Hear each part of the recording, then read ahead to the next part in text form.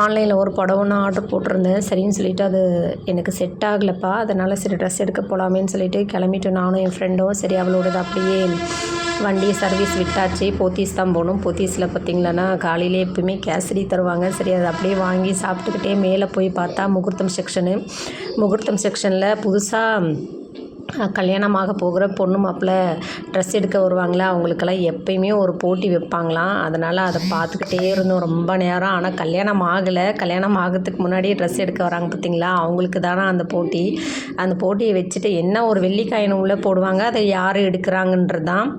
அதை எடுத்தால் அது வந்து யார் 3 டைம் வைப்பாங்க. 3 டைம் வச்சதில் யார் பொண்ணு எடுக்குதா மாப்பிள்ளை எடுக்குதான்னு சொல்லிட்டு பார்த்துட்டு அவங்களுக்கு ஒரு பரிசு தருவாங்க. சரின்னு சொல்லிவிட்டு அதை பார்த்துக்கிட்டே ட்ரெஸ்ஸை எடுத்து பில்லை போட்டாச்சுப்பா. பில்லு போட்டதும் கிளம்பலாமேன்னு சொல்லிட்டு கிளம்பி வந்தால் அங்கே வர்ற அடுத்தடுத்த ஜோடிக்கெல்லாம் இதை தான் வச்சுக்கிட்டே இருக்கிறாங்க. அது பார்க்க ரொம்ப அழகாக இருந்தது.